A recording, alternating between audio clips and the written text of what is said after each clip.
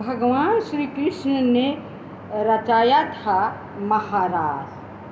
महारास जो रचाया था अद्भुत महारास है। आप सब सुना होगा, बहुत लोग सुने होंगे और बहुत लोग नहीं सुने होंगे। बहुत लोग बहुत कुछ जानते होंगे, बहुत लोग को कुछ भी पता नहीं है, बस सुन ही होंगे।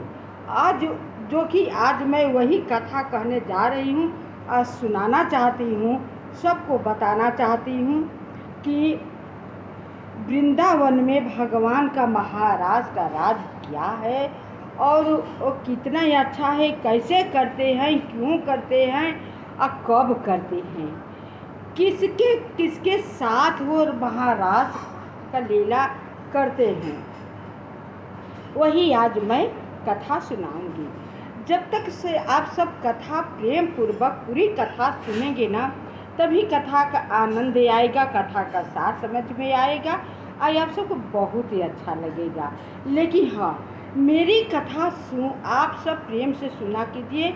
मैं भोर में वीडियो को डाउनलोड कर देती हूँ कि सुबह सुबह सब लोग भगवान के इसी रूप में श्री कृष्ण भगवान के ठाकुर जी को कथा तो सुनेंगे। कथा सुनना क्योंकि बहुत पुण्यदायक फल है। जितना ही आप सुनेंगे उतना ही आपके अंदर के नकारात्मक शक्तियाँ बाहर आएगी और सकारात्मक शक्तियाँ अंदर प्रवेश करेगी। इसलिए हम भोर में डाउनलोड कर देते हैं, आप मेरी वीडियो पड़ जाती है, सुबह सुबह आप सबको देखने के मिलने लगेगा।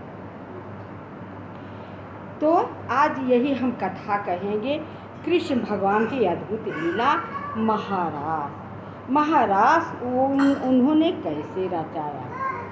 तो चलिए देर न करते हुए आगे बढ़ते हैं। लेकिन हाँ, मेरी कथा सुन लेने के बाद आप सब लाइक, सब्सक्राइब, कमेंट अवश्य कीजिएगा, ताकि ये सुनकर मेरी हौसला आगे अधिक से अधिक बढ़े। और जब आप सब देखते हैं ना, तो मेरा मनोबल जो है उत्साहित से भर जाता है। तो अब चलते हैं। ब्रज क्षेत्र वृंदावन में शरद पूर्णिमा को रस पूर्णिमा या रास पूर्णिमा भी कहा जाता है।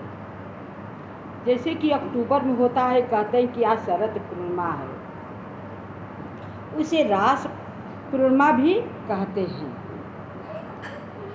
क्योंकि शरद पूर्णिमा के दिन भगवान श्री कृष्ण ने महारास दिव्य प्रेम का नृत्य किया था। उसी दिन उन्होंने शुरुआत की थी महारास की दिव्य लीला। उन्होंने उसी दिन से शरद पूर्णिमा के दिन से ही उन्होंने शुरुआत की थी। शरद पूर्णिमा की रात को श्री कृष्ण के बांसुरी के दिव्य धुन को सुनने पर वृंदावन की गोपियाँ पूरे रात श्री कृष्ण के साथ नृत्य करने के लिए अपने घरों और परिवारों को छोड़कर निधि वन में आ गई, जो कि अपने अपने महलों में सभी गोपियाँ सोई हुई थी। जब उन्होंने अपने बांसुरी बजाने लगे तो उनकी आवाज़ सुन करके सारी गोपियाँ अपने घर परिवार के छोड़ छाड़ करके निधि वन में वो पागलों की तरह आ गई। और ये भी कहा जाता है, कोई भी गोपी अपने शरीर के साथ नहीं आई थी, शरीर के साथ वो नहीं आई थी। तो कैसे आई थी, अब आगे आप सुनिए। प्रत्येक गोपी का शरीर तो घर पे ही था, सबका शरीर घर ही पर था। उनकी आत्मा श्री कृष्ण परमात्मा से मिलने गई थी। उनकी आत्मा निकल करके परमात्मा से मिलने के लिए वो गई थी। जैसे कि हम लोग रात को सोते हैं, अब मेरा जो आत्मा निकल कर कहाँ कहाँ देशों विदेशों घूम कर और अब शरीर वहीं पर बिस्तर पर ही पड़ा रहता है, सांस चलती रहती है। अब मेरा आत्मा जो है निकल कर कहाँ कहाँ से लीला करके देख सुन करके फिर शरीर में आकर के प्रवेश कर जाता है, जो कि किसी को दिखता है नहीं। वही जानता है, वही दिखता है जिन्होंने घूम रहा है। उसी तरह उन लोगों ने किया था कि शरीर को वह उसी बिस्तर पर छोड़ करके आप परमात्मा से मिलने के लिए सभी गोपियाँ आ गई थी। ये मिलन भी अद्भुत था, ये मिलन भी अद्भुत था। अद्भुत तो है ही भी है, जिसकी आत्मा निकल के परमात्मा से मिलने लगे, अब इससे अधिक क्या हो सकता है।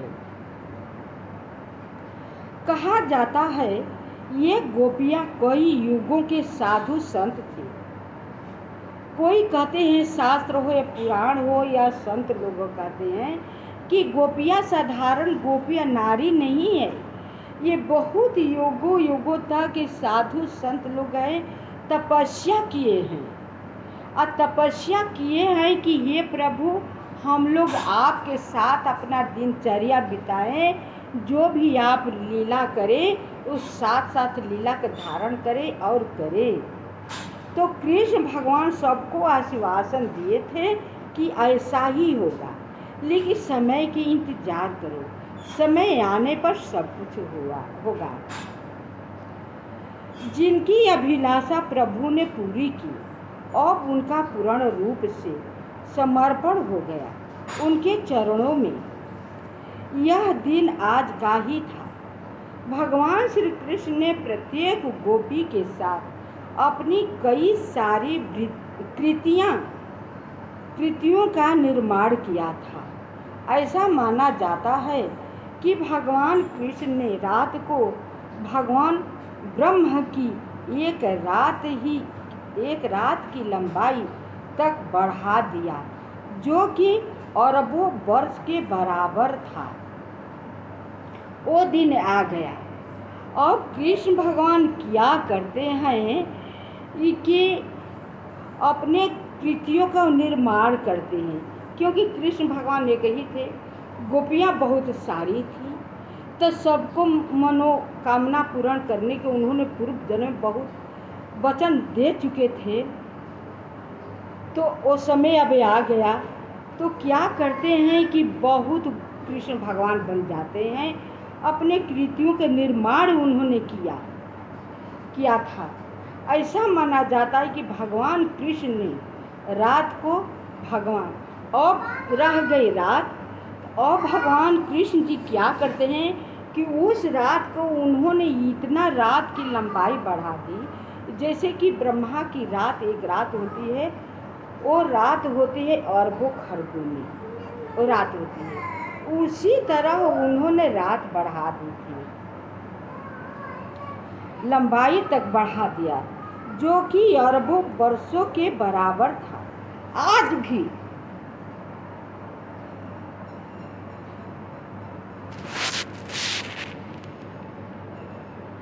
आज भी कई सारी कृतियों का निर्माण किया था। ऐसा माना जाता है कि भगवान कृष्ण ने रात को भगवान ब्रह्मा की एक रात की लंबाई तक बढ़ा दिया, जो कि अरबों वर्ष के बराबर था। आज भी श्री निधि वन में वो दिव्य लीला प्रत्येक रात्रि में होती है, जो कि अब वही रात है माई, अरे हम मर जाती है।